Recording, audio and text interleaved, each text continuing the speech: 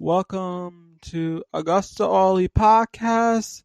Today we got a lot of things to cover this week, and we were at a Thursday afternoon. We got a lot of things to cover this week. We got the AEW from last Sunday's AEW Women's Tournament and the Monday's AEW Women's Tournament, plus the AEW Dark and Dynamite AEW Dynamite review. AEW Dynamite special, Crossroads.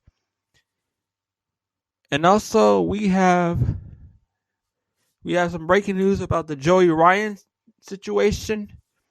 It'll be great. So let's start with Women's World Eliminator Tournament on Sunday. Let's start with that. We had a 6 women's tag match with Hikaru Shida, Meg Siguraga, Rin Kandaro, versus Emi Sakura, Maki Ito, and Veni. Let's basically hear the results. Anyone missed it? Won the match. Let's see.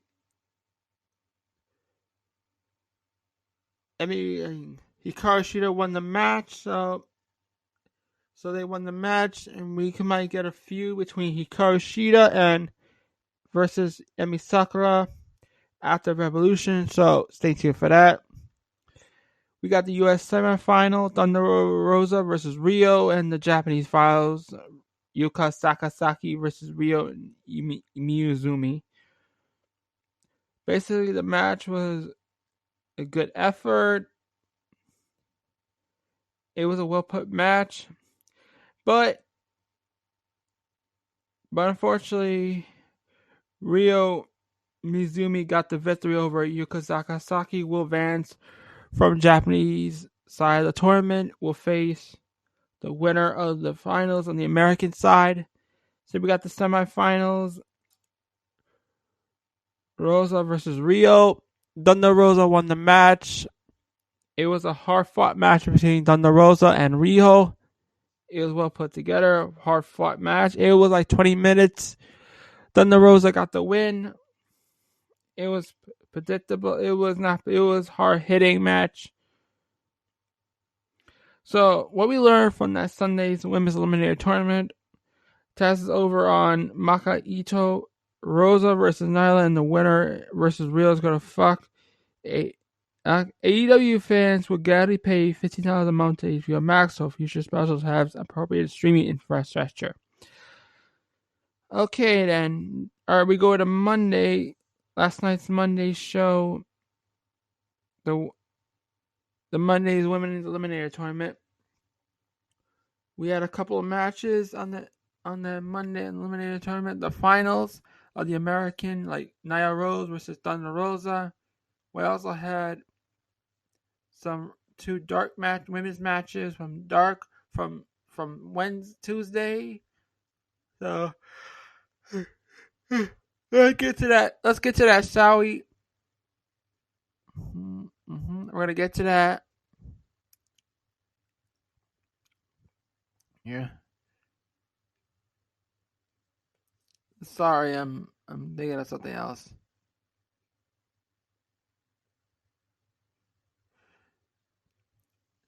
So the match was good, but Nia Rose managed to get the powerbomb for the win against Thunder Rosa. We also had some 2 women's matches, additional matches from Dark. It was pretty good. Put together thought. And that was basically not yet. I watched AEW Dynamite. By AEW Dynamite, which I'll review later on. But right now, the finals will be Nia Rose versus Rio Nakazami, I think. Mizunami. Ryu Mizunami. Nia Rose versus Ryu Mizunami on Dynamite Crossroads, which I'll be reviewing later on. Which will be talked about later on. I promise you. Well, basically, alright. Now here are my thoughts on this whole tournament. The tournament kicked ass. Almost every single match has been excellent. The winners have been believable. even if you have heard someone else personally, for my part, I really want to watch the final. I really want to watch the title match on Sunday. The build-up has worked for me. For people saying Shida match was too predictable, that Rosa isn't even signed, and Yuka really wants to focus more on Japan right now. Dr. BB and Rosa are very feuding as well, so in terms of believable challenges, Shida, besides our finals, we had Rio, possibly Dr. BB. Rosa immediately signed and elevated to top pitcher, possible but unlikely. If Nyla is overexposed in that title scene, Rio's absolutely as well. Now has the physical credibility to be elevated any time.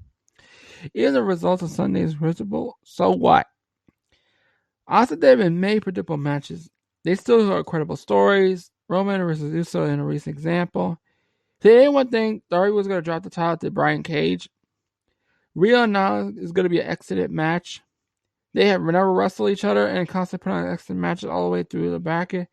But people calling this Hoss match is weird. So it will be a great match. I hope you enjoy. It will be a great match. Yeah. All right, Aaron, let's get to the breaking news. This is important. This news is a lot important. Apparently, the piece of shit Joey Ryan has started a charity event called Wrestling for Women's Charity.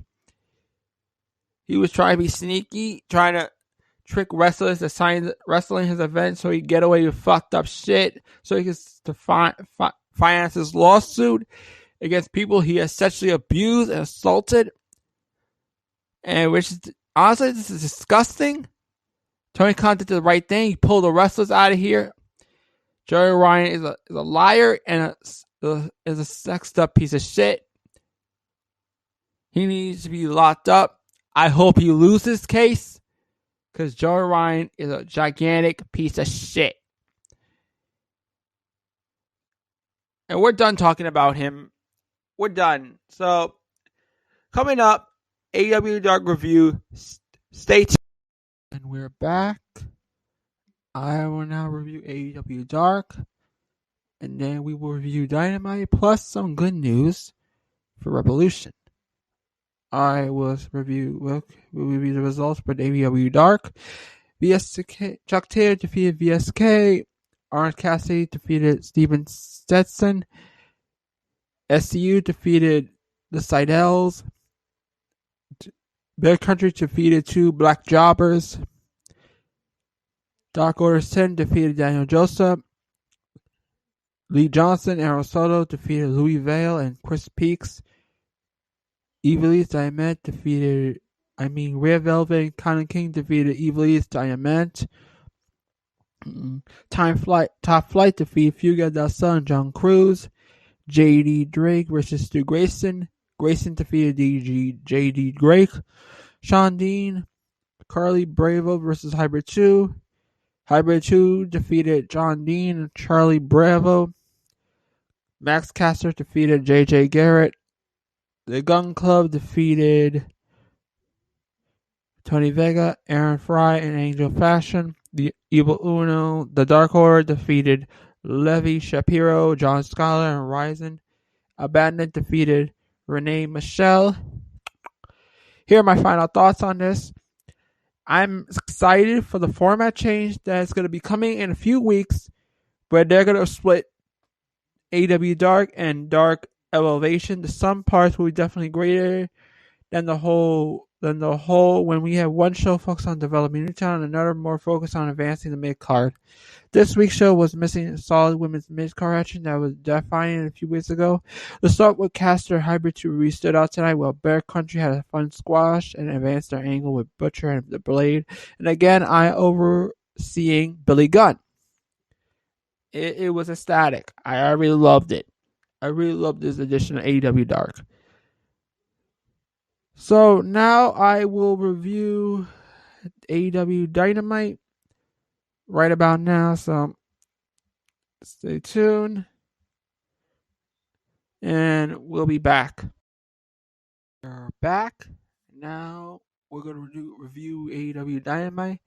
But here are the announced matches for AEW Revolution 2021 on March 7th. We got the buy-in Rio Thunder Rosa versus Britt Baker and the wrestler of her choice. We get the straight fight with Brian Cage, Ricky Starks versus Darby Allin and Sting. We got the Casino Tag Team Royale, Kit Sabian and Miro versus Chuck Taylor and Orange Cassidy. We got a money match, Hangman versus Matt Hardy. We got the face of the Revolution ladder match for the TNT title shot, Cody versus Penta versus Scorpio versus Archer, and a mystery opponent. And don't forget Max Caster too. That's right. So it's basically Cody versus Penta versus Scorpio versus Archer versus Caster. And one last mystery opponent will be announced this Sunday. AEW Tag Team title match, Young Bucks versus MJF and Jericho. The Women's AEW Championship, Hikaru Shida versus Ryo Mikiramazi versus Ryo. Is that the Rio, the other Rio? AEW World Champion, Exploding Barbed Wire Death Match, Omega versus Jon Moxley. So now here's a little quick highlight. The Acclaim did a short promo, diss track on 10 and Dark Order for the match tonight. SCU continuing their weird streak. And now we get to the review on Dynamite. Shaq and Jade Cargill defeated Cody and Red Velvet. During the match, Cody jumped onto Shaq and he was hit into a table. So after the match, Shaq was loaded into an ambulance, but then using some trace of Marvez's power, he was able to locate himself into a new undisclosed location. Someone from Barstool Sports asked first in the Inner Circle press conference, and I don't believe what winning tag titles would mean to Jericho. He said it's been a year since he lost his AEW belt to Moxley, but he has won tag team titles 7 times in other places, including with Paul White. But none of these guys are better than MJF. Now it's time for them to beat the hell out of the Bucks. Conrad Thompson said, "Fighting is over. Will you let Sammy back into the Inner Circle?" MJF calls him turkey tits, and they refuse to answer. Brandon Walker from Bristol asked why they attacked Papa Buck. MJF said Papa Buck is no martyr. He attacked Jericho. It was self-defense. The worst part was Papa Buck got blood over his suit. He says we disgusting poors can't handle the cost of this because he goes to shop at Target and Baby Gap. He says it wasn't even his idea. He gives the mic to Santana Ortiz. He said the Bucks better do better. Eric Bischoff there, he asked 2-part question. Do you know the condition of Papa Buck? And in your list of 2 ideas, where does the motivating your young Bucks come after your rank? Jericho tells Bischoff to shut up. He doesn't know what Papa Buck's condition. As from ours, Matt Jackson goes, their thing kicks off. They walk off with their belts and a mic. Nick said once they start, you would try to hurt us, our friends, but you made it personal. Matt said they had the greatest dad in the world. He taught them all the things their father clearly failed at. Their father taught them to dream big, built their own wrestling ring. He taught them to bust their asses and do it themselves. That's what created BTE, the Bucks, even AEW. Says without MJF still waiting to come back to Rosadonna and Jericho, he will be at the Pro Center jerking the curtain. But the more important he taught them was something that kicks some ass. They super kick MJ and Jericho, and the inevitable brawl breaks out. The Brook Brothers break out the table bat. Nick put Ortiz on it. Nick climbed the entrance tunnel, crashed him while Matt kills Santana. There's a short segment of the history of barbed wire death matches featuring Onita and a little bit of recap between Mox and Omega. Alright, totally FTR defeated the Jurassic Express after the mystery guy struck Luchasaurus. After the match, FTR totally attacked the Jurassic Express. Shawn Spears reveals himself, helped FTR and totally win the match. Arn Gimlin and JJ Dillon the 4. They returned it. JJ Dillon interrupts Tony Schiavone, says they won't get any better in this. Tony tells him he won't get paid anymore for the return either. Then Tony introduces not Big Show, definitely not the Giant, but Paul White. Tony calls him G, is that he can't wait to work with him again. The Giant asks if anyone saw this time coming. He says Tony knows him since he had long hair and a bright future. He says happy to be in AEW. He's glad to come back to TNT and to be hosting Elevation. He's going to be doing some Hall of commentary. He said he has a big scoop for us to start this Sunday. AEW will sign a new Hall of Fame worthy talent, but it's not who he thinks. And this Sunday we'll find out. May knows first. Sheeta in a power suit gives Rio the trophy after Rio defeated Nia Rose. Rio returns the kindness by attacking her, but a fruitless effort in a suit Shida can simply be tamed. Tony's here to talk with Sting and Darby Allin about the upcoming match, and I hope and pray airs for the last time. Tony said they were seeing what Team Taz had done to you, what you've done to Team Taz. You look prepared. Sting thought he was ready, but it turns out he wasn't. He thanks Brian for Brian Slam and shook out the rust. He feels like he's ready for a street fight. Starks comes out, tells him to pump the brakes. Yes, he's sick of back and forth every week. Thank you, Ricky. He said he was surprised to see the fire for Sting. Man enough to admit that Sting still got it, but he stand by West. Sting is no aircon. Sting punches in, clears out his shoes. He splashes Ricky, puts him in a Scorpion Deathlock. Hobbs Hook comes out to even things out. Cage prepares to drop Sting again, but Darby comes in for the save. Another Sting and splash drop kick, but Darby sends Team Taz to the back.